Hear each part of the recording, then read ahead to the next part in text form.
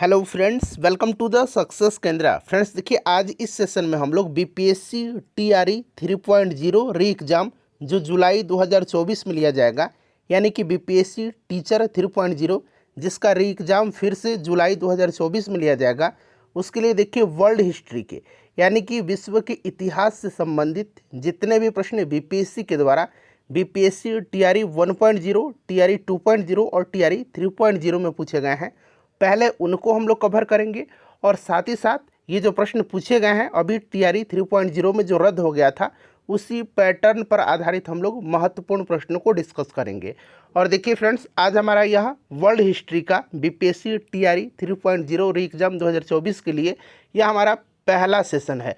आपको मैं world history का 2 सेशन कवर करवाऊंगा, ठीक है ना। तो पहला हमारा सेशन है, बड़ा ही इम्पोर्टेंट है, इसको ध्यानपूर्वक देखिएगा।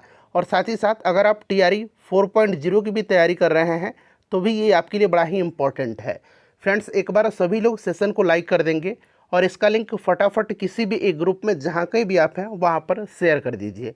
फ्रेंड्स, एक बार सभी लोग प्लीज़ सेशन को लाइक कर देंगे और जो पहली बार चैनल पर विजिट कर रहे हैं चैनल को सब्सक्राइब कर लेंगे और जो बगल में बेल आइकन है उसको भी ज़रूर दबा लीजिएगा, ताकि जब भी कोई भी इम्पोर्टेंट वीडियो अपलोड किया जाएगा बीपीएससी शिक्षक भर्ती परीक्षा 2024 के लिए तो सबसे पहले आपको उसका नोटिफिकेशन मिल जाए।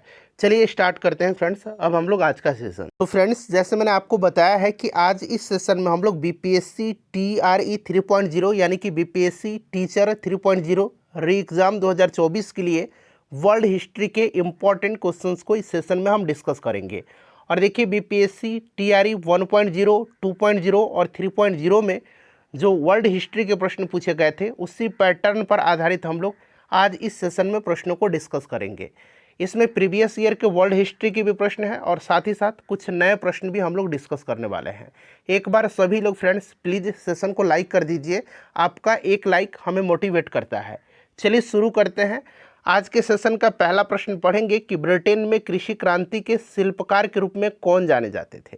देखिए, वर्ल्ड हिस्ट्री का ऑलरेडी मैंने एक सेशन आपको कवर करा दिया है और इसमें सारे के सारे महत्वपूर्ण प्रश्नों को मैंने आपको कवर कराया हुआ है जो आपके एग्ज़ाम यानी कि बीपीएससी टीआरई 3.0 री एग्ज़ाम वर्ल्ड हिस्ट्री के दृष्टिकोण से महत्वपूर्ण है। तो इस सेशन को आप एक बार ज़रूर देखिएगा, लिंक आपको डिस्क्रिप्शन बॉक्स में मिल जाएगा। काफ़ी इंपॉर्टेंट सेशन है ये। चलिए बताइएगा कि ब्रिटेन में कृषि क्रांति के शिल्पकार के रूप में कौन जाने जाते थे। आंसर सबको कमेंट करना है और जो भी मैं एक्सप्लेन करूंगा उसको भी ध्यानपूर्वक जरूर सुनेंगे। इससे क्या होगा कि एक प्रश्न के साथ साथ आपके 2-3 प्रश्न कवर होते चलेंगे। चलिए बताइए, राइट आंसर इसका क्या होगा। ब्रिटेन में कृषि क्रांति के शिल्पकार के रूप में कौन जाने जाते थे। देखिए, ये प्रश्न इसी बार बीपीएससी टीआरई 3.0 2024 में जो रद्द हो गया था उसी में ये प्रश्न पूछा गया है। जल्दी जल्दी आंसर कमेंट करिए कि ब्रिटेन में कृषि क्रांति के शिल्पकार के रूप में कौन जाने जाते थे। तो देखिए फ्रेंड्स, याद रखेंगे लॉर्ड टाउनसेंड, रॉबर्ट वेस्टर्न और जेथरो टूल। इन तीनों को जो है ब्रिटेन में कृषि क्रांति के शिल्पकार के रूप में जाना जाता है। किनको किनको? लॉर्ड टाउनसेंड, रॉबर्ट वेस्टर्न और जेथरो टूल। इन तीनों को ब्रिटेन में कृषि क्रांति के शिल्पकार के रूप में जाना जाता है। तो ऑप्शन नंबर यहाँ पर हो जाएगा उपरोक्त में से एक से अधिक, बिल्कुल करेक्ट आंसर है। चलिए अगला प्रश्न करेंगे। नेक्स्ट क्वेश्चन है हमारा, यहाँ पर आपको पूरा प्रश्न दिखाई दे रहा होगा। ऑप्शन ई आपको पता है, उपरोक्त में से कोई नहीं, और ऑप्शन डी उपरोक्त में से एक से अधिक। थोड़ा सा और जूम करता हूँ। चलिए, स्वतंत्रता, सामान्य नियमों तथा सामान्य अवसरों के प्रारंभिक विचारों को फ्रांसीसी सामाजिक बदलाव में प्रस्तुत करने वाले व्यक्तियों का सही समूह इसमें से कौन सा है। चलिए सभी लोग आंसर इसका कमेंट करिए कि इसका राइट आंसर क्या होगा। सब लोग आंसर कमेंट करिए कि इसका करेक्ट आंसर क्या होगा। अब यहाँ पर देखिएगा फ्रेंड्स, आपको याद होगा कि समानता, स्वतंत्रता और बंधुत्व का नारा फ्रांस की राज्य क्रांति की देन है, ठीक है ना। फ्रांस की राज्य क्रांति की देन है, ये सब आपको पहले से पता होगा। और यहाँ पर देखिएगा, स्वतंत्रता, सामान्य नियमों और सामान्य अवसरों के प्रारंभिक विचारों को फ्रांसीसी सामाजिक बदलाव में प्रस्तुत करने वाले व्यक्तियों का सही समूह इसमें से कौन सा है, बताइए। तो यहाँ पर राइट आंसर इसका हो जाएगा John Locke, Jean Jacques Rousseau. Option number यहाँ पर बी इसका राइट आंसर हो जाएगा। चलिए उसके बाद नेक्स्ट क्वेश्चन है हमारा कि 18वीं सदी के फ्रांसीसी समाज की वर्ग व्यवस्था के संदर्भ में कौन सा युग्म यहाँ पर सुमेलित है। आपको यहाँ पर ए, बी और सी तीन ऑप्शन दिख रहा है। चौथा ऑप्शन, ऑप्शन डी आपको पता है, ऑप्शन ई भी आपको पता है। बताइए 18वीं सदी के फ्रांसीसी समाज की वर्ग व्यवस्था के संदर्भ में कौन सा युग इसमें से सुमेलित है। सभी लोग आंसर कमेंट करिए। चलिए देखिए, लिब्रे फ्रांस की मुद्रा थी उस समय, ठीक है ना। अब तो यूरो है, लेकिन ये वाला बिल्कुल सही है। उस समय लिब्रे फ्रांस की मुद्रा थी। टाइड चर्च द्वारा वसूल किया जाने वाला एक टाइप का कर था, और टाइल जो था यह राज्य को अदा किया जाने वाला भी कर था। तो ऑप्शन नंबर इस हिसाब से अगर हम देखें तो ऑलरेडी ऑप्शन डी जो होगा यहाँ पर राइट आंसर होगा इसका, एक से अधिक, ठीक है ना।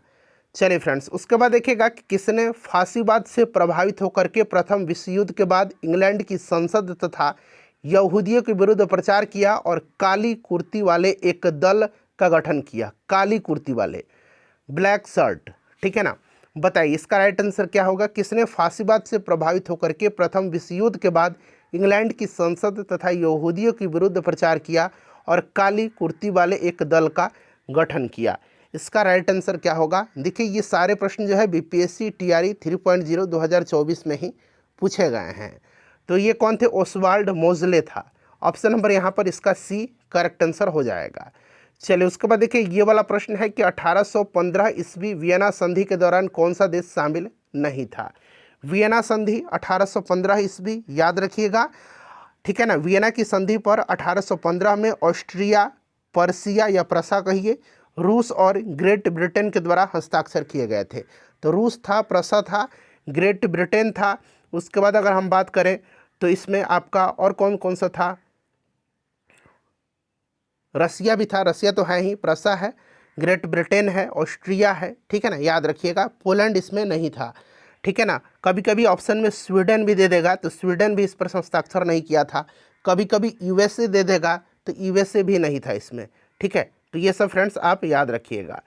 चलिए उसके बाद नेक्स्ट क्वेश्चन है कि स्टालिनग्राद की लड़ाई किसके मध्य हुई थी। स्टालिनग्राद की लड़ाई, ये भी प्रश्न जो है इसी बार बीपीएससी टीआरई 3.0 में पूछा गया प्रश्न है। स्टालिनग्राद की लड़ाई किसके मध्य हुई थी। बताइए, देखिए स्टालिनग्राद की लड़ाई जो है यह हुई थी किसके मध्य में। तो फ्रेंड्स यह हुआ था आपका सोवियत यूनियन और जर्मनी के मध्य में। ऑप्शन नंबर ई मेरे हिसाब से राइट आंसर होगा। एक बार आप लोग इसको कंफर्म करिएगा, ठीक है ना। चलिए उसके बाद देखिएगा अगला प्रश्न है कि पेरिस शांति सम्मेलन में इटली का प्रतिनिधित्व किसने किया था। पेरिस शांति सम्मेलन में इटली का प्रतिनिधित्व किसने किया था। बड़ा ही इंपॉर्टेंट क्वेश्चन है, पेरिस शांति सम्मेलन में इटली का प्रतिनिधित्व किसने किया था। चलिए बताइएगा राइट आंसर इसका क्या होगा। सभी लोग इसका आंसर कमेंट करिएगा। पेरिस शांति सम्मेलन ये हुआ था कब, तो 1919 में हुआ था। याद रखिएगा 1919 में हुआ था पेरिस शांति सम्मेलन। और पूछा गया इसमें इटली का प्रतिनिधित्व किसने किया था। बताइए, देखिए पेरिस शांति सम्मेलन में शांति संधियों की शर्तों को निर्धारित किया गया था, जिनमें अगर हम बात करें तो जिन राष्ट्र अध्यक्षों में मुख्य रूप से जो भूमिका निभाया था वो अमेरिका के राष्ट्रपति वुड्रो विल्सन थे, ब्रिटेन के प्रधानमंत्री लॉयड जॉर्ज थे और फ्रांस के प्रधानमंत्री जॉर्ज क्लेमेंसो थे, ठीक है ना। और इटली के कौन थे, तो ऑरलैंडो थे। ये भी आप याद रखिएगा, इटली के कौन थे, ऑरलैंडो थे। तो ऑरलैंडो यहाँ पर राइट आंसर हो जाएगा। अगर आपसे पूछा जाए इसमें कि उसमें फ्रांस का जो थे प्रतिनिधित्व किसने किया था, तो फ्रांस का किया था किसने, अभी मैंने बताया था जॉर्ज क्लेमेंसियो ने। लॉयड जॉर्ज कहाँ के थे, तो लॉयड जॉर्ज ब्रिटेन के प्रधानमंत्री थे, ठीक है ना। और फ्रेंड्स अमेरिका के जो राष्ट्रपति थे उनका भी नाम याद रखना है, वुड्रो विल्सन, ठीक है ना।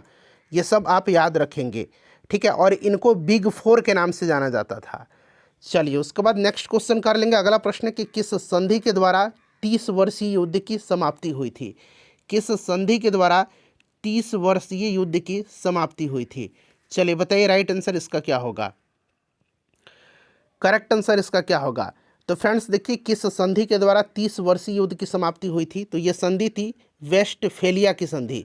ऑप्शन नंबर यहाँ पर बी राइट आंसर हो जाएगा। वेस्टफेलिया की संधि के द्वारा 30 वर्षीय युद्ध की समाप्ति हुई थी। और वेस्टफेलिया की संधि जो है ये 1648 ईस्वी में हुई थी। सन 1618 से लेकर के 1648 तक कैथोलिकों और प्रोटेस्टेंटों के बीच में यह युद्ध हुआ था, जिसे यूरोप के इतिहास में 30 वर्षीय युद्ध कहा जाता है। ठीक है ना। और यह युद्ध हुआ था वेस्टफेलिया की संधि के द्वारा समाप्त। तो ये सब आप याद रखिएगा फ्रेंड्स। ये प्रश्न जो है TRE 1.0 2023 में जो 26/8/2023 को एग्जाम हुआ था उसमें यह प्रश्न पूछा गया है। देखिए, अमेरिका के इतिहास में 4 जुलाई 1776 क्यों महत्वपूर्ण मानी जाती है? अमेरिका के इतिहास में 4 जुलाई 1776 क्यों इम्पोर्टेंट मानी जाती है? बताइए, राइट आंसर इसका क्या होगा? अमेरिका को पूर्ण स्वतंत्रता 4 जुलाई 1776 को मिली थी। ठीक है ना, इस चीज़ को आप याद रखिएगा। अमेरिका को पूर्ण स्वतंत्रता जो है ये कब मिली थी? तो 4 जुलाई 1776 को। और 4 जुलाई 1776 को अमेरिकी इतिहास में महत्वपूर्ण माना जाता है, जैसे कि मैंने आपको बताया था कि इसी तिथि को अमेरिका की स्वतंत्रता की घोषणा किया गया था। तो ऑप्शन नंबर यहाँ पर सी राइट आंसर हो जाएगा। ठीक है ना, इसको याद रखिएगा। अच्छा, अमेरिकी स्वतंत्रता संग्राम का अगर तात्कालिक कारण पूछा जाएगा तो आपको क्या रखना है? अमेरिकी स्वतंत्रता संग्राम का तात्कालिक कारण बोस्टन की चाय पार्टी थी, बोस्टन टी पार्टी। ठीक है ना, बोस्टन टी पार्टी जो थी, चाय पार्टी, बोस्टन टी पार्टी, यह अमेरिकी स्वतंत्रता संग्राम का तात्कालिक कारण था। बोस्टन टी पार्टी की घटना हुई थी कब? तो ये घटना हुई थी 1773 में। कब हुई थी फ्रेंड्स? 1773 में। ये प्रश्न ऑलरेडी BPSC TRE में पूछा जा चुका है। और इस घटना में जो है नायक कौन था इसका? तो सैमुअल एडम्स था, सैमुअल एडम्स था। ठीक है ना फ्रेंड्स, इन सबको आप याद रखिएगा। चलिए, अगला प्रश्न है कि फ्रांसीसी क्रांति के समय फ्रांस का शासक कौन था? फ्रांसीसी क्रांति के समय फ्रांस का शासक कौन था? बताइए, राइट आंसर इसका क्या हो जाएगा? देखिए, फ्रांस की जो राज्य क्रांति हुई थी ये 1789 में हुई थी, ये सब आपको भी पता होगा। और उस समय जो है लुई 16वां का शासनकाल था। किसका? लुई 16वां का शासनकाल था। और उस समय फ्रांस में सामंती व्यवस्था थी। ठीक है ना, सामंती व्यवस्था थी। स्वतंत्रता, समानता और बंधुत्व का नारा फ्रांस की राज्य क्रांति की देन है। ठीक है, ये सब आप याद रखिएगा। अच्छा, ये लुई 14वां यहाँ पर दिया हुआ है। लुई 14वां बड़ा ही निरंकुश शासक था। इसी ने कहा था कि मैं ही राज्य हूँ और मेरे शब्द ही कानून हैं। ये कथन किसका है? तो लुई 14वां का है। इसे आप जरूर याद रखिएगा। ठीक है ना फ्रेंड्स, ये सारे के सारे इंपॉर्टेंट क्वेश्चन हैं। और फ्रांसीसी क्रांति में वाल्टेयर, मॉन्टेस्क्यू और रूसो ने सर्वाधिक योगदान दिया था। याद रखिएगा कौन कौन? वाल्टेयर, मॉन्टेस्क्यू और रूसो ने सर्वाधिक योगदान दिया था। ठीक है, इस चीज़ को आप याद रखिएगा। चलिए, उसके बाद नेक्स्ट क्वेश्चन कर लेंगे। अगला प्रश्न हमारा कि औद्योगिक क्रांति के दौरान सूती वस्त्र उद्योग में क्रांति लाने वाली स्पिनिंग जेनी का आविष्कारक कौन था? अच्छा, अब बात यहाँ पर औद्योगिक क्रांति की आई हुई है, तो थोड़ा सा इसके बारे में भी हम चर्चा करेंगे, औद्योगिक क्रांति के बारे में। ठीक है ना। चलिए, देखिए फ्रेंड्स, औद्योगिक क्रांति की बात करते हैं तो औद्योगिक क्रांति की शुरुआत जो हुई थी ये इंग्लैंड में हुई थी। क्यों हुई थी? तो क्योंकि इंग्लैंड के पास उपनिवेशों के कारण कच्चे माल और पूंजी की अधिकता थी। इंग्लैंड में औद्योगिक क्रांति की शुरुआत सूती कपड़ा उद्योग से हुई थी। ठीक है, इस चीज़ को आप याद रखिएगा। और देखिए, स्पिनिंग जेनी का आविष्कार जो है इसमें से किसने किया था? तो स्पिनिंग जेनी का आविष्कार किया था जेम्स हरग्रीव्स ने। ठीक है ना। यहाँ पर देखिए जॉन के है, जॉन के ने फ्लाइंग शटल का आविष्कार किया था। ठीक है, फ्लाइंग शटल का, इस चीज़ को आप याद रखिएगा। और यहाँ पर देखिए सैमुअल क्रॉम्पटन जो था ये स्पिनिंग म्यूल का आविष्कार किया था इसने, स्पिनिंग म्यूल का। तो ये सब आप फ्रेंड्स याद रखिएगा। ठीक है, चलिए आगे बढ़ेंगे फ्रेंड्स। अगला प्रश्न अब हम लोग करेंगे कि देखिए 1831 में यंग इटली मूवमेंट, जिसका उद्देश्य था गणतंत्र स्थापित करना, किसके द्वारा प्रारंभ किया गया था? बताइए, इसका राइट आंसर क्या हो जाएगा? 1831 ईस्वी में यंग इटली मूवमेंट, जिसका उद्देश्य गणतंत्र स्थापित करना था, किसके द्वारा प्रारंभ किया गया था? तो फ्रेंड्स यह प्रारंभ किया गया था किसके द्वारा? जोसेफ मैज़नी के द्वारा। किसके द्वारा प्रारंभ किया गया था? याद रखिएगा, किसके द्वारा प्रारंभ किया गया था? तो जोसेफ मैज़नी के द्वारा यह प्रारंभ किया गया था, जोसेफ मैज़नी के द्वारा। ठीक है, याद रखिएगा किसके द्वारा? जोसेफ मैज़नी के द्वारा यह प्रारंभ किया गया था। अच्छा, बात यहाँ पर जोसेफ मैज़नी की आई हुई है, तो आपको याद होगा कि जोसेफ मैज़नी ने 1831 में आपको यंग इटली की स्थापना किया था, ये आपको याद भी होगा। और देखिए जोसेफ मैज़नी के बारे में मैंने एक स्टेटमेंट आपको बताया था कि यदि समाज में क्रांति लानी हो तो क्रांति का नेतृत्व नव युवकों के हाथ में दे दो, यह कथन किसका है? जोसेफ मेज़नी का है। ठीक है ना फ्रेंड्स, इस चीज़ को आप याद रखिएगा। तो यहाँ पर देखिए मेज़नी राइट आंसर हो जाएगा, ऑप्शन में नहीं है तो ऑप्शन यहाँ पर ई करेक्ट आंसर हो जाएगा, उपरोक्त में से कोई नहीं।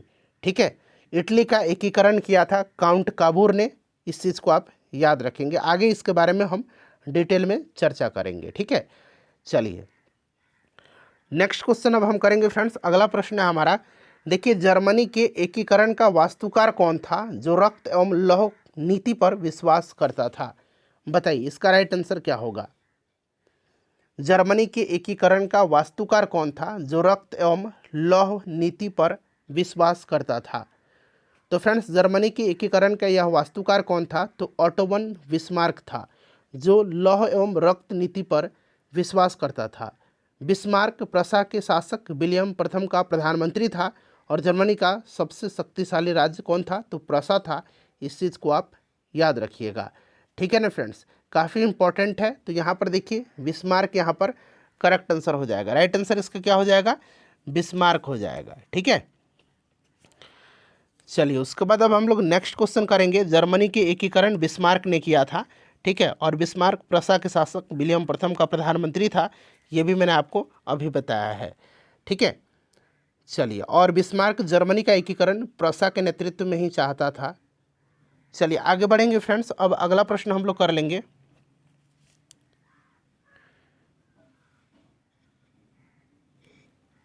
नेक्स्ट क्वेश्चन है कि द्वितीय विश्व युद्ध में नवंबर 1941 में अमेरिका के प्रवेश का मुख्य कारण क्या था? मुख्य कारण इसमें से क्या था? बताइए इसका राइट आंसर क्या होगा? द्वितीय विश्व युद्ध में देखिए नवंबर 1941 में अमेरिका के प्रवेश का मुख्य कारण क्या था? सभी लोग आंसर कमेंट करिए। अच्छा, दूसरे विश्व युद्ध से संबंधित जो भी इंपॉर्टेंट पॉइंट्स हैं उनको मैं आपको अभी डिस्कस करा देता हूँ। यहाँ पर ध्यान दीजिएगा फ्रेंड्स। देखिए दूसरा विश्व युद्ध जो था यह 1939 से लेकर के 1939 से लेकर के 45 तक चला था। दूसरा विश्व युद्ध का तत्कालिक कारण क्या था? जर्मनी का पोलैंड पर आक्रमण था। ठीक है, इस चीज़ को आप याद रखिएगा। और अमेरिका द्वितीय विश्व युद्ध में प्रवेश किया था 8 दिसंबर 1941 को। यहाँ पर दिसंबर 1941 बना लेंगे तो ज़्यादा बेटर होगा। ठीक है ना, नवंबर की जगह आप दिसंबर बना लीजिए। ठीक है, बताइए यहाँ पर राइट आंसर इसका क्या होगा? तो देखिए फ्रेंड्स, मुख्य कारण था जापान के द्वारा हवाई द्वीप पर स्थित जो पर्ल हार्बर है वहाँ पर अमेरिकी नौसैनिक अड्डे पर हमला करके उसको ध्वस्त कर देना। यही तो मेन कारण था। ठीक है ना, यही मेन कारण था अमेरिका के प्रवेश का। तो यहाँ पर अगर हम बात करते हैं तो इनमें से कोई नहीं यहाँ पर राइट आंसर होगा, ऑप्शन नंबर ई करेक्ट आंसर होगा, उपरोक्त में से कोई नहीं। ठीक है, अच्छा द्वितीय विश्व युद्ध के समय अगर हम बात करते हैं तो अमेरिका के राष्ट्रपति कौन थे? तो फ्रैंकलिन डी रूजवेल्ट था। रूजवेल्ट आप याद रखिएगा। ठीक है ना, रूजवेल्ट आप याद रखिएगा, ये दूसरे विश्व युद्ध के समय अमेरिका के राष्ट्रपति था। ठीक है, चलिए उसके बाद नेक्स्ट क्वेश्चन है। और देखिए यहाँ पर मैंने अभी आपको बताया था कि पोलैंड पर जर्मनी का आक्रमण ये दूसरा विश्व युद्ध का तात्कालिक कारण था। नेक्स्ट क्वेश्चन है कि जब मार्को पोलो ने चीन का दौरा किया था तब वहाँ का शासक कौन था? जब मार्को पोलो ने चीन का दौरा किया था तब वहाँ का शासक कौन था? बताइए करेक्ट आंसर इसका क्या होगा? मार्को पोलो इटली का एक व्यापारी और साहसी व्यक्ति था जिसने 1271 से 1295 तक यूरोप से एशिया की यात्रा किया था। ठीक है, और जब मार्को पोलो ने चीन का दौरा किया था तब वहाँ का शासक कौन था? कुबलई खान था। कुबलई खान चंगेज खान का पोता था। ठीक है ना फ्रेंड्स, और इसी के शासनकाल में चीन में जो है विभिन्न क्षेत्रों में उन्नति भी हुआ था। तो यहाँ पर राइट आंसर हो जाएगा यहाँ पर कुबलई खान। ठीक है, याद रखिएगा। चलिए उसके बाद नेक्स्ट क्वेश्चन हम कर लेंगे कि संयुक्त राज्य अमेरिका में पहली अंग्रेजी बस्ती कौन सी थी? संयुक्त राज्य अमेरिका में पहली अंग्रेजी बस्ती जो थी ये कौन सी थी? बताइए राइट आंसर इसका क्या होगा? तो संयुक्त राज्य अमेरिका में पहली अंग्रेजी बस्ती जेम्स टाउन थी। कौन थी? जेम्स टाउन थी। ऑप्शन नंबर यहाँ पर ए करेक्ट आंसर इसका हो जाएगा। ठीक है, जेम्स टाउन थी। चलिए उसके बाद अगला प्रश्न है हमारा कि टेनिस कोर्ट की शपथ किस क्रांति से संबंधित है? टेनिस कोर्ट की शपथ जो है यह किस क्रांति से संबंधित है? तो देखिए टेनिस कोर्ट की शपथ जो है ये फ्रांसीसी क्रांति से संबंधित है। टेनिस कोर्ट की शपथ का प्रस्ताव मोनियर के द्वारा रखा गया था। किसके द्वारा रखा गया था? मोनियर के द्वारा रखा गया था। ठीक है ना, याद रखिएगा, टेनिस कोर्ट की शपथ का प्रस्ताव फ्रांसीसी क्रांति से संबंधित है और यह शपथ का प्रस्ताव मोनियर के द्वारा रखा गया था। ठीक है, एक हेज है, हेज के अनुसार याद रखिएगा, हेज के अनुसार अगर बात करें तो हेज के अनुसार टेनिस कोर्ट की शपथ फ्रांसीसी क्रांति का वास्तविक आरंभ था। ठीक है, टेनिस कोर्ट की शपथ दैवीय अधिकारों पर आधारित निरंकुश राजतंत्र की समाप्ति और जन इच्छा पर आधारित सीमित राजतंत्र के आरंभ होने की घोषणा थी। इस चीज़ को आप याद रखिएगा। तो यहाँ पर देखिए फ्रांसीसी राइट आंसर इसका हो जाएगा। देखिए मित्र राष्ट्रों ने सेवर्स की संधि जो है किस देश के साथ किया था? बताइए, सेब्रस की संधि आपने पढ़ा होगा, मित्र राष्ट्रों ने सेब्रस की संधि जो है यह किसके साथ किया था? बड़ा ही इंपॉर्टेंट क्वेश्चन है। बताइए इसका राइट आंसर क्या हो जाएगा? तो देखिए सेब्र की संधि जो है ये हुआ था कब? प्रथम विश्व युद्ध के बाद तुर्की के साथ यह काफ़ी अपमानजनक संधि थी। तुर्की के साथ किया गया था, टर्की के साथ काफ़ी अपमानजनक संधि थी सेब्र की संधि। यह 10 अगस्त 1920 को हुई थी, 10 अगस्त 1920 को हुई थी। और मुस्तफ़ा कमाल पाशा जो था उसने इसे मानने से इनकार कर दिया था। ठीक है, इस चीज़ को आप याद रखिएगा। मुस्तफ़ा कमाल पाशा आधुनिक तुर्की का निर्माता माना जाता है। इस चीज़ को आप याद रखिएगा। सेब्र की संधि हुई थी कब? तो फ्रेंड्स 10 अगस्त 1920 को हुई थी। काफ़ी अपमानजनक संधि थी जो कि टर्की के साथ किया गया था। ठीक है, इस चीज़ को आप याद रखिएगा। क्लियर? और सेब्र की संधि के अनुसार जो है टर्की ने मिस्र, Sudan, Cyprus, Tripoli, Morocco, Tunisia, अरब, सीरिया और मेसोपोटामिया पर अपने अधिकार त्याग दिए।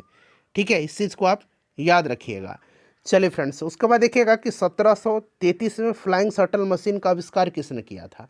तो मैंने अभी आपको बताया था जो स्पिनिंग जेनी का आविष्कार बताया था जेम्स हारग्रीव्स ने किया था। उसी समय मैंने आपको बताया था कि फ्लाइंग शटल का आविष्कार किया है जॉन के ने। ठीक है ना, जॉन के ने किया है। क्लियर?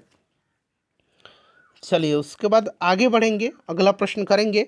नेक्स्ट क्वेश्चन है कि क्रिस्टोफर कोलंबस 1492 में अमेरिका का महान खोजकर्ता किस देश के द्वारा वित्त पोषित किया गया था? बताएंगे इसका राइट आंसर क्या होगा? सब लोग इसका आंसर कमेंट करिए। तो देखिए यहाँ पर जो राइट आंसर हो जाएगा, क्रिस्टोफर कोलंबस 1492 में अमेरिका का महान खोज करता था। याद रखिएगा अमेरिका की खोज किसने किया था? तो क्रिस्टोफर कोलंबस ने। अच्छा, अमेरिका का नाम अमेरिका पड़ा था अमेरिगो वेस्पुसी के नाम पर। ये ऑलरेडी मैंने वर्ल्ड हिस्ट्री का जो पहला सेशन कराया हुआ है ये सब मैंने आपको वहाँ पर करा दिया था। ठीक है ना, अमेरिको वेस्पुसी के नाम पर अमेरिका का नाम अमेरिका पड़ा था। अमेरिका की खोजकर्ता जो था ये क्रिस्टोफर कोलंबस था। और यह किस देश के द्वारा वित्त पोषित था? तो याद रखिएगा स्पेन के द्वारा। ऑप्शन नंबर यहाँ पर सी राइट आंसर होगा, स्पेन के द्वारा। ठीक है ना फ्रेंड्स, इस चीज़ को आप याद रखिएगा। क्लियर?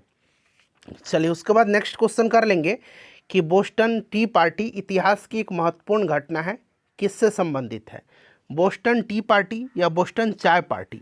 अभी मैंने आपको बोस्टन टी पार्टी के बारे में बताया था कि बोस्टन टी पार्टी जो है ये अमेरिकी स्वतंत्रता संग्राम जो था इसका तात्कालिक कारण था। ठीक है ना, और इस घटना का नायक सैमुअल एडम था। अमेरिकी स्वतंत्रता संग्राम का जो तत्कालिक कारण बोस्टन टी पार्टी की घटना थी यह हुई थी 1773 में। 1773 में ये हुई थी। ठीक है ना, तो यहाँ पर देखिए अमेरिकी स्वतंत्रता संग्राम, यहाँ पर करेक्ट आंसर इसका हो जाएगा। चलिए उसके बाद नेक्स्ट क्वेश्चन करेंगे। अगला प्रश्न है कि बास्तिल का पतन किस दिन हुआ था? बास्तिल का पतन जो है ये किस दिन हुआ था? चलिए बताएंगे, सभी लोग इसका राइट आंसर कमेंट करेंगे कि बास्तिल का पतन हुआ था कब। बताइए इसका राइट आंसर क्या होगा फ्रेंड्स? बास्तिल का पतन जो है ये कब हुआ था? बताइए, फ्रांस की क्रांति से संबंधित है। ठीक है ना, मैंने थोड़ा सा आपको हिंट दिया हुआ है, आप लोग प्रयास करिए इसका आंसर बताइए कि करेक्ट आंसर इसका क्या होगा। देखिए अगर हम बात करते हैं बास्तिल की पतन की तो यहाँ पर ध्यान दीजिएगा फ्रेंड्स, 14 जुलाई 1789 को, 14 जुलाई 1789 को जो है क्रांतिकारियों ने बास्तिल की कारागृह था उसके फाटक को तोड़ करके बंदियों को मुक्त कर दिया। और तब से जो है 14 जुलाई को फ्रांस में राष्ट्रीय दिवस के रूप में मनाया जाता है। 14 जुलाई 1789 को जो है बास्तिल का पतन हुआ था। बास्तिल में क्रांतिकारियों ने जो कारागृह था उसको तोड़ करके, उसके फाटक को तोड़ करके बंदियों को जो है मुक्त कर दिया था। ठीक है, इस चीज़ को आप याद रखिएगा, काफ़ी इंपॉर्टेंट क्वेश्चन है फ्रेंड्स, काफ़ी इंपॉर्टेंट है। ठीक है, चलिए आगे बढ़ते हैं। अब हम लोग अगला प्रश्न करेंगे। ठीक है, चलिए उसके बाद हम लोग नेक्स्ट क्वेश्चन कर लेंगे। अगला प्रश्न है हमारा यहाँ पर कि 1917 में विश्व युद्ध से अलग होने वाला राष्ट्र कौन सा था। 1917 में विश्व युद्ध जो हुआ था, प्रथम विश्व युद्ध जो चल रहा था उस समय, उससे अलग होने वाला देश कौन सा था, यह आपसे पूछा जा रहा है। बताइए इसका राइट आंसर फ्रेंड्स क्या होगा। सब लोग आंसर कमेंट करिए, आंसर सबको कमेंट करते चलना है। बताइए इसका राइट आंसर क्या होगा फ्रेंड्स। कौन सा देश जो है 1917 में विश्व युद्ध से अलग होने वाला देश था। तो देखिए 1917 में विश्व युद्ध से अलग होने वाला जो देश था ये सोवियत संघ था, ठीक है ना। सोवियत संघ यहाँ पर राइट आंसर हो जाएगा। रसिया अलग हुआ था, रूस अलग हुआ था। लेनिन युद्ध से अलग होने के लिए भारी मात्रा में युद्ध हर जाना दिया था, ठीक है ना। लेनिन जो था ये बोल्शेविक दल का नेता था, इसको आप याद रखिएगा, काफ़ी इंपॉर्टेंट है, ठीक है। चलिए उसके बाद नेक्स्ट क्वेश्चन है हमारा, किस युद्ध के बाद जर्मनी का एकीकरण पूरा हुआ था। किस युद्ध के बाद जर्मनी का एकीकरण पूरा हुआ था। बताइए इसका राइट आंसर क्या होगा। किस युद्ध के बाद जर्मनी का एकीकरण पूरा हुआ था। सभी लोग इसका आंसर कमेंट करिए। किस युद्ध के बाद जर्मनी का एकीकरण पूरा हुआ। तो देखिए सेडोन युद्ध के बाद जो है, सेडोन युद्ध के बाद जर्मनी का एकीकरण पूरा हुआ था, सेडोन का युद्ध है। ऑप्शन नंबर यहाँ पर ए राइट आंसर हो जाएगा। सेडोन का युद्ध जो है 1870 में, याद रखिएगा 1870 ईस्वी में। सेडोन का युद्ध जो है 1870 ईस्वी में फ्रांस और जर्मनी के बीच में हुआ था। और नेपोलियन तीसरा जो था, नेपोलियन थर्ड, ठीक है ना, इसने 1 सितंबर 1870 को आत्मसमर्पण प्रशा के समक्ष कर दिया था, ठीक है। इस चीज़ को आप याद रखिएगा। तो सेडोन का युद्ध जो है ये आपका जर्मनी का एकीकरण सेडोन के युद्ध के बाद पूरा हुआ था, ठीक है। राइट आंसर यहाँ पर ऑप्शन नंबर ए हो जाएगा। चलिए उसके बाद देखिएगा कि इंग्लैंड में समाजवाद का जनक किसे माना जाता है। इंग्लैंड में समाजवाद का जनक किसको माना जाता है। समाजवाद को वैज्ञानिक आधार दिया था कार्ल मार्क्स ने, ठीक है ना। दास कैपिटल और कम्युनिस्ट मैनिफेस्टो की घोषणा कार्ल मार्क्स ने किया था, इस चीज़ को आप याद रखिएगा, ठीक है। और यहाँ पर इंग्लैंड में समाजवाद का जनक थी रॉबर्ट ओवन यहाँ पर करेक्ट आंसर हो जाएगा, ठीक है। चलिए उसके बाद देखिएगा कि वियतनामी कम्युनिस्ट पार्टी के संस्थापक कौन थे। वियतनामी कम्युनिस्ट पार्टी के संस्थापक कौन थे, काफ़ी इंपॉर्टेंट क्वेश्चन है। बताइए इसका राइट आंसर क्या हो जाएगा। वियतनामी कम्युनिस्ट पार्टी के संस्थापक कौन थे।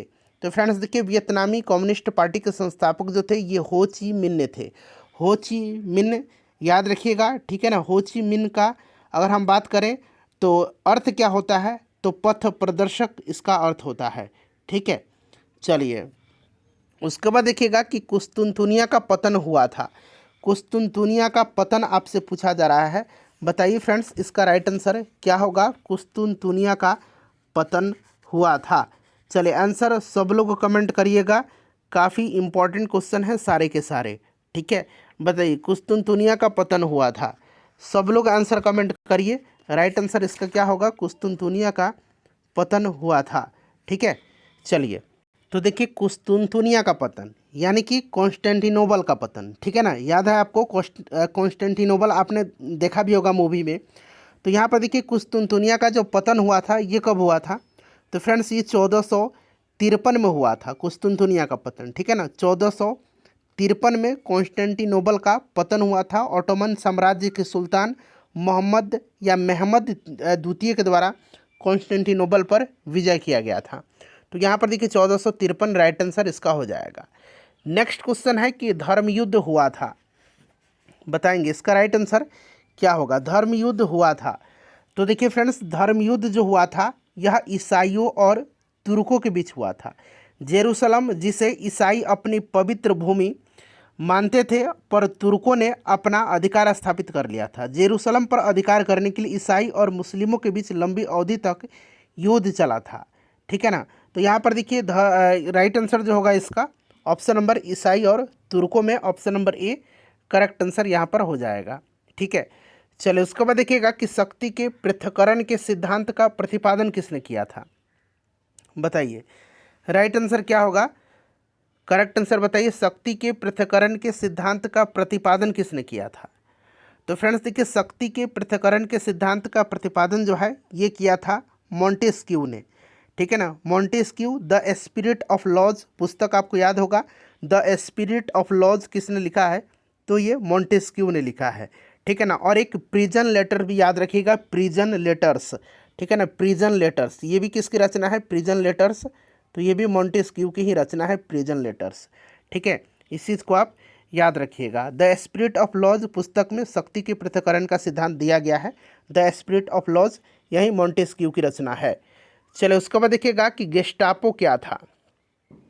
बड़ा ही इंपॉर्टेंट क्वेश्चन है, सब लोग इसका आंसर कमेंट करेंगे कि गेस्टापो क्या था। चलिए बताइए इसका करेक्ट आंसर क्या होगा फ्रेंड्स, गेस्टापो क्या था।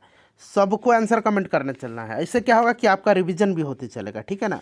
बताइए गेस्टापो क्या था। गेस्टापो जो था ये एक गुप्तचर पुलिस दल था, ठीक है ना। गेस्टापो के द्वारा नाजी विरोधी का दमन किया गया था। गेस्टापो गुप्तचर पुलिस से नाजी विरोधी में आतंक फैल गया था, ठीक है ना। और गेस्टापो गुप्तचर पुलिस की स्थापना हिटलर के द्वारा किया गया था, तो गुप्तचर पुलिस दल था। हिटलर का प्रचार मंत्री पूछा गया है, हिटलर का प्रचार मंत्री कौन था। हिटलर का प्रचार मंत्री जो था ये कौन था, बताइए हिटलर का प्रचार मंत्री कौन था। हिटलर का प्रचार मंत्री जो था ये गोबेल्स था। गोबेल्स राइट आंसर हो जाएगा, गोबेल्स करेक्ट आंसर हो जाएगा। हिटलर 1933 में चांसलर बना था, ठीक है, इस चीज़ को आप याद रखिएगा। और हिटलर ने ही एक जनता, एक साम्राज्य और एक नेता का नारा दिया था। गोबेल्स यहाँ पर करेक्ट आंसर हो जाएगा। हिटलर ने राष्ट्रसंघ की सदस्यता कब छोड़ी थी। हिटलर ने राष्ट्रसंघ की सदस्यता छोड़ा था कब, तो हिटलर ने जो है राष्ट्रसंघ की सदस्यता छोड़ा था 1933 में, ठीक है ना, 1933 में, ठीक है। और हिटलर 1935 में वर्साई की संधि को मानने से इनकार किया था। वर्साई की संधि पूछा जाएगा कि वर्साई की संधि को मानने से इनकार कब किया था, तो 1935 में। और हिटलर ने राष्ट्रसंघ की सदस्यता छोड़ा था 1933 में, ठीक है ना, इस चीज़ को आप याद रखिएगा। अच्छा यहाँ पर अगला प्रश्न पढ़ेंगे कि टाइथ जो था ये किस प्रकार का कर था। टाइथ जो था ये किस प्रकार का कर था, बताइए इसका राइट आंसर क्या होगा।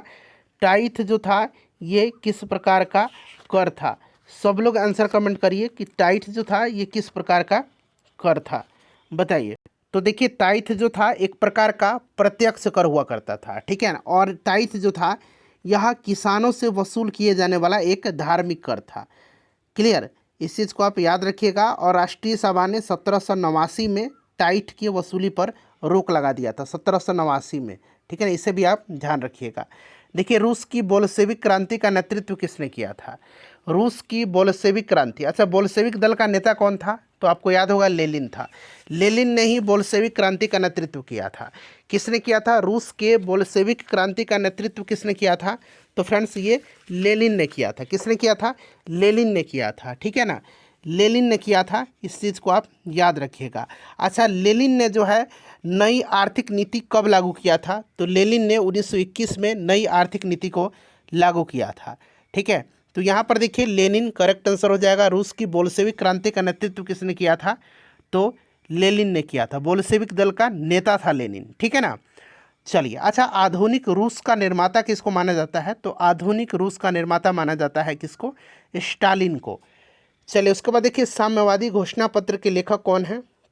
साम्यवादी घोषणा पत्र के लेखक, तो देखिए साम्यवादी घोषणा पत्र यानी कि कम्युनिस्ट मैनिफेस्टो, ठीक है ना।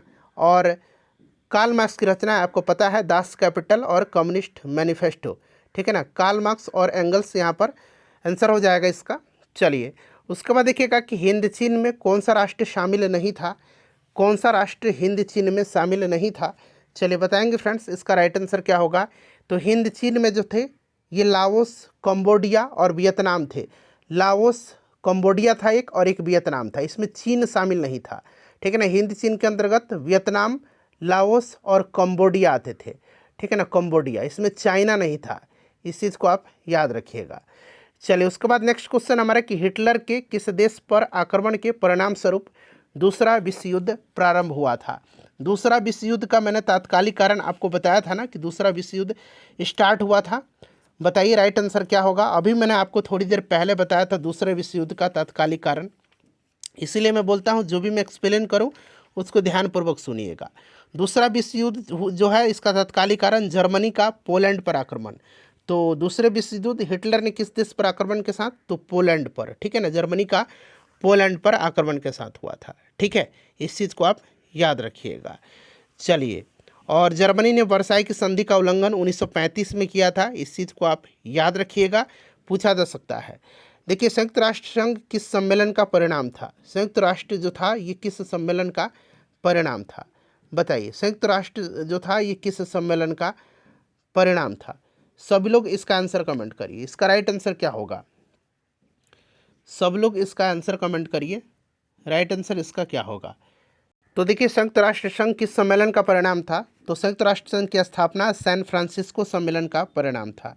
ठीक है, संयुक्त राष्ट्र संघ की स्थापना 24 अक्टूबर 1945 को हुई थी, इस चीज़ को आप याद रखिएगा। संयुक्त राष्ट्र का हेडक्वार्टर जो है ये कहाँ पर है? संयुक्त राष्ट्र का मुख्यालय न्यूयॉर्क में है। ठीक है, चलिए, उसके बाद नेक्स्ट क्वेश्चन है कि श्रीलंका तब सीलोन को किस वर्ष जो है डोमिनियन ऑफ सीलोन के रूप में स्वतंत्रता प्रदान किया गया था?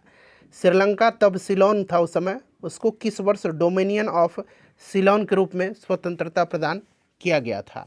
बताइए, करेक्ट आंसर इसका क्या होगा? तो फ्रेंड्स ध्यान दीजिए, देखिए, श्रीलंका तब सीलोन को 1948 ईस्वी में जो है डोमिनियन ऑफ सीलोन के रूप में स्वतंत्रता प्रदान किया गया था। 1948 यहाँ पर राइट आंसर हो जाएगा। और श्रीलंका ने 1972 में जो है डोमिनियन ऑफ सीलोन को समाप्त करके गणतंत्र घोषित किया था। ये भी प्रश्न बन सकता है, श्रीलंका ने कब जो है डोमिनियन ऑफ सीलोन को समाप्त करके गणतंत्र घोषित किया था? तो 1972 में। और 1972 में लंका का नाम रखा गया, जिसे परिवर्तन करके 1978 में इसे श्रीलंका किया गया था। ठीक है, इस चीज़ को आप याद रखिएगा। श्रीलंका की प्राचीन नाम ताम्रपारणी था, पुराना नाम सीलोन था। इसकी राजधानी अभी कहाँ पर है? श्री जयवर्धनापुरे कोटे है। 1961 ईस्वी में देखिए बेलग्रेड में गुट निरपेक्ष आंदोलन का प्रथम सम्मेलन हुआ था, कितने देशों ने इसमें भाग लिया था? 1961 में बेलग्रेड में गुट निरपेक्ष आंदोलन का प्रथम सम्मेलन हुआ था, याद रखिएगा। कब हुआ था प्रथम जो है गुट निरपेक्ष आंदोलन का सम्मेलन? तो ये 1961 में हुआ था। कहाँ पर हुआ था? तो बेलग्रेड में हुआ था। इसमें कितने देशों ने पार्टिसिपेट किया था? तो 25 देशों ने भाग लिया था। ठीक है, इस चीज़ को आप याद रखिएगा। गुट निरपेक्ष आंदोलन की स्थापना 1961 में हुआ था। गुट निरपेक्ष आंदोलन विश्व की सबसे बड़ी दूसरी राजनीतिक संगठन है। ठीक है, इस चीज़ को आप याद रखिएगा। और इसका हेडक्वार्टर इंडोनेशिया की राजधानी जकार्ता में है। तो यहाँ पर 25 राइट आंसर होगा। देखिए, धर्म सुधार का अग्रदूत किसे कहा जाता है?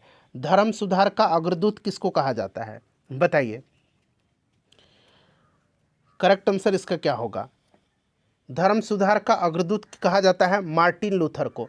मार्टिन लूथर को कहा जाता है। ठीक है ना, मार्टिन लूथर को कहा जाता है, इस चीज़ को याद रखिएगा। ठीक है, चलिए, उसके बाद नेक्स्ट क्वेश्चन कर लेंगे। अगला प्रश्न है हमारा कि आधुनिक चीन का संस्थापक किसे कहा जाता है? आधुनिक चीन का संस्थापक किसको कहा जाता है? तो आधुनिक चीन का संस्थापक जो है ये sun यat-sen को कहा जाता है। sun यat-sen को चीन का राष्ट्रपिता भी कहा जाता है। ठीक है ना, याद रखिएगा। 1911 में हुई चीनी क्रांति का नायक कौन था? तो डॉक्टर sun यat-sen थे। ये भी प्रश्न एग्जाम में बन सकता है, sun यat-sen। ठीक है ना, चलिए, उसके बाद देखिएगा कि मेसोपोटामिया यूरोपीय लोगों के लिए क्यों महत्वपूर्ण था? मेसोपोटामिया यूरोपीय लोगों के लिए क्यों महत्वपूर्ण था? बताइए, राइट आंसर इसका क्या होगा? क्यों महत्वपूर्ण था मेसोपोटामिया यूरोपीय लोगों के लिए? करेक्ट आंसर इसका क्या होगा? चलिए, सब लोग आंसर कमेंट करिए कि इसका राइट आंसर क्या होगा, क्यों इम्पोर्टेंट था? बताइए, करेक्ट आंसर सब लोग इसका बताइए। तो देखिए फ्रेंड्स, इसका जो करेक्ट आंसर होगा, मेसोपोटामिया यूरोपीय लोगों के लिए महत्वपूर्ण था क्योंकि बाइबल के प्रथम भाग ओल्ड टेस्टामेंट में इसका उल्लेख कई संदर्भों में किया गया है। ओल्ड टेस्टामेंट की बुक ऑफ जेनेसिस में सिमार का उल्लेख है, जिसका अर्थ सुमेर ईंटों से बने शहरों की भूमि से है। ठीक है, इस चीज़ को आप याद रखिएगा। तो यहाँ पर देखिए ऑप्शन नंबर यहाँ पर बी राइट आंसर इसका होगा। उसके बाद देखिए 1971 में स्वतंत्रता की घोषणा के बाद बांग्लादेश के प्रथम प्रधानमंत्री का नाम बताइए। बांग्लादेश के प्रथम प्रधानमंत्री का नाम बताना है 1971 की घोषणा के बाद। चलिए बताइए, इसका राइट आंसर क्या होगा फ्रेंड्स? काफ़ी इंपॉर्टेंट क्वेश्चन है, बताइए राइट आंसर इसका क्या होगा? 1971 में स्वतंत्रता की घोषणा के बाद बांग्लादेश के प्रथम प्रधानमंत्री का नाम आपसे पूछा जा रहा है। चलिए बताइए, सब लोग इसका आंसर कमेंट करिए कि इसका राइट आंसर फ्रेंड्स क्या होगा।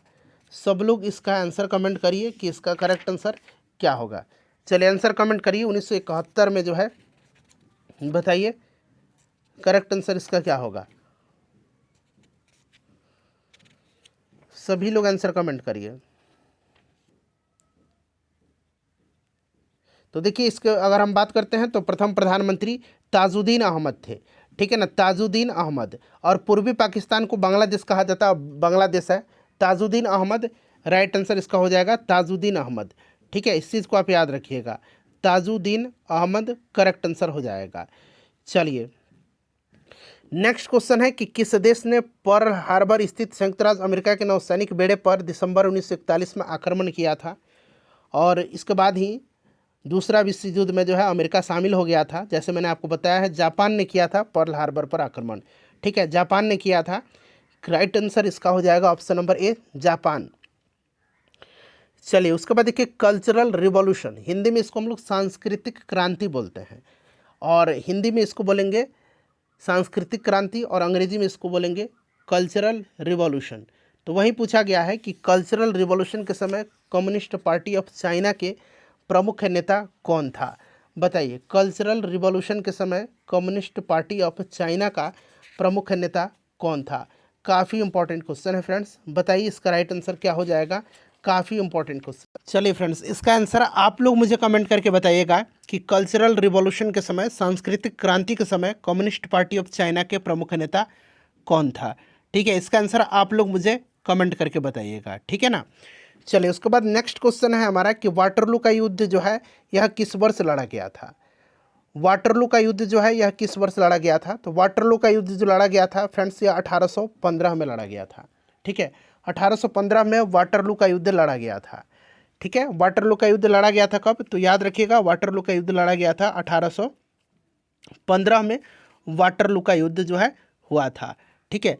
वाटरलू का युद्ध इम्पॉर्टेंट है, इससे संबंधित प्रश्न जो है आपसे पूछा जा सकता है। इसी वाटरलू की लड़ाई के बाद जो है ये जो आपका नेपोलियन था, वाटरलू के युद्ध के पश्चात जो है नेपोलियन को कहाँ भेजा गया था, ये प्रश्न पूछा जाता है, ठीक है ना। तो आपको याद रखना है, वाटरलू के युद्ध में नेपोलियन की हार हुई थी, और उसके बाद नेपोलियन को भेजा गया था सेंट हेलेना द्वीप पर। कहाँ पर भेजा गया था? सेंट हेलेना द्वीप पर भेजा गया था, जहाँ पर इसकी मृत्यु हो गई थी, ठीक है ना। इस चीज़ को भी आप ध्यान रखिएगा, ठीक है ना। चलिए उसके बाद देखिए, निम्नलिखित में से किसको आयरन चांसलर कहा जाता है? तो आयरन चांसलर किसको कहा जाता है? तो फ्रेंड्स ये कहा जाता है बिस्मार्क को। बिस्मार्क को जो है आयरन चांसलर कहा जाता है, ऑटो वन बिस्मार्क को आयरन चांसलर कहा जाता है, ठीक है ना। बिस्मार्क ने जो है लौह और रक्त की नीति अपनाया था, तो यहाँ पर option number C correct answer हो जाएगा। फ्रेंड्स लगभग 50 इंपॉर्टेंट क्वेश्चन मैंने आपको कराए हैं। सेशन को लाइक कर दीजिएगा और प्लीज़ इसको शेयर कर दीजिए।